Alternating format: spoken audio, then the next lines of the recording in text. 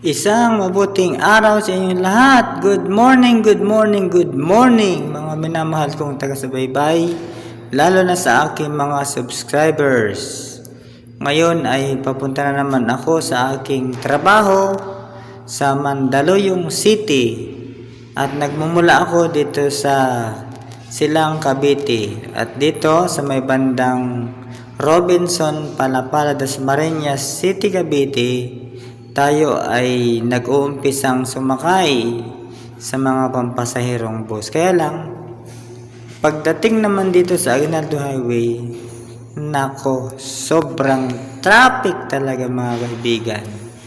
Kaya, ingat-ingat lang. Cool ka lang. Huwag kayong mainit ang ulo. Nang sa ganon, makaiwas tayo sa sakit at sa stress. Yan po ay sa bandang Bacoor City, Cavite. Grabe ang traffic talaga pagdating dito sa Aguinaldo Highway mga kaibigan. Talaga namang pag ikaw ay kulang sa pasensya, mapapamura ka. Pero huwag na magmura, masama yun.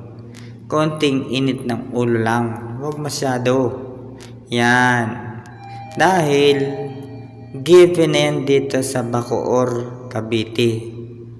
Ito ang tinatawag na traffic capital in the Philippines. Only here in Bacoor City, Cavite ay talaga namang araw-araw na lang. Kaunting ulan nga lang dyan mga kaibigan, ta-traffic na.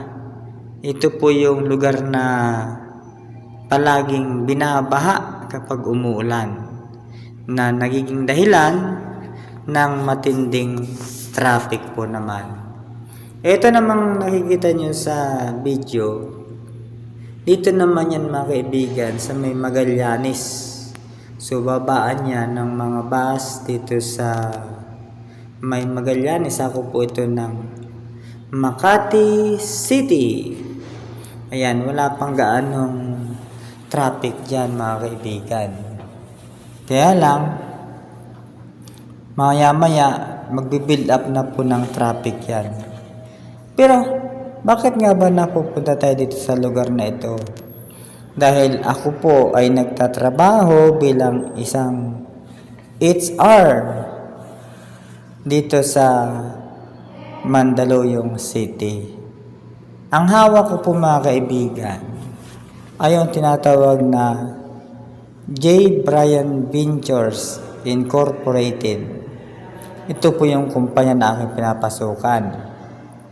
Pero, marami po itong hawak na company. Halimbawa, yung tinatawag na Sunbray Men's Grooming House, Barbershop. Mga high-end na mga barber po ito. Ito po ay matatagpuan sa Makati City, sa Mandaluyong, sa Pasay, sa Parañaque, sa Quezon City, ganun din sa San Juan. Particular dyan po sa Green Hills. Kaya mga gustong magpagupit, gustong magpagwapo mga kaibigan, dito na kayo sa Sunbray. Dahil Sunbray, walang katulad po. Kung gwapo kayo, lalo kayong papagwapuhin. Kaya ano pang hinihintay ninyo? Sa Sunbray na kayo pumunta. Kung gusto nyo magpagupit ng maayos, magpamasahe, magpalinis ng kuko, dyan po yan sa Sunbray Men's Grooming House.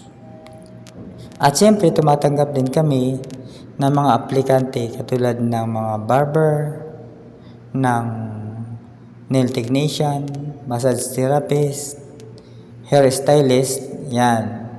Mga expert po ang aming mga barbero mga kaibigan. Kaya lang, bago makarating sa opisina, tulad na sinabi ko sa inyo kanina, sobrang traffic dito po sa bandang EDSA. Kaya matindi. Pero papunta ka ng northbound, grabing traffic. Kaya dapat talaga agahan po ang pasok. Dahil kapag hindi po natin inagahan ang pagpasok, sigurado madadali kayo ng sobrang traffic dito sa EDSA. Kaya mas maganda mga kaibigan, kapag papunta ka ng northbound, I recommend na sumakay kayo sa MRT. Dahil sa MRT, mabilis po ang biyahe. Mula po sa Pasay papunta Magallanes sa MRT ay umaabot lamang po ng 2 minuto. Pero kung mag-bus ka o mag-jeep, baka yan ay mga 15 to 20 minutes dahil nga po sa traffic. At kung ikaw naman ay manggagaling sa Magallanes papunta ng Ayala, 1 minute lang po yun, 1 minuto. At mula naman sa Ayala hanggang sa Buendia, 1.5 minuto. Kulang-kulang 2 minuto mga kaibigan. At magmula naman sa Buendia hanggang sa Guadalupe Station, yan, 2 minuto po yun. At magmula naman sa Guadalupe hanggang sa Boni MRT Station, 1 minuto lang po yun. Kaya napakabilis. Kaya all in all, wag magmumula ka sa Pasay hanggang sa Boni Avenue, halos 12 minutes lang. Memoryado ko yung tagal at haba ng panahon dyan mga kaibigan kapag sumasakay ng MRT, dahil araw-araw akong nabiyahe dyan. Kaya sa mga gustong magbiyahe ng mas mabilis, mas papapadali ang inyong biyahe papunta sa inyong trabaho, lalo na kung dadaan kayo ng EDSA, nirekomenda ko na sumakay kayo ng MRT. Mas mabilis. So, yun lamang po ang aking update ngayon. So, ang nakikita nyo sa video ay sa may bandang Mandaluyong na po ito mga kaibigan. Yan. Yung nakikita sa unahan, ayun yung tinatawag na Guadalupe. Pero dito ako nga nakapwesto sa may Mandaluyong po. So hanggang dito na lang mga kaibigan. Muli, maraming salamat sa inyong walang sawang pagsubaybay sa ating munting channel, ang Alsor BTV. Good morning.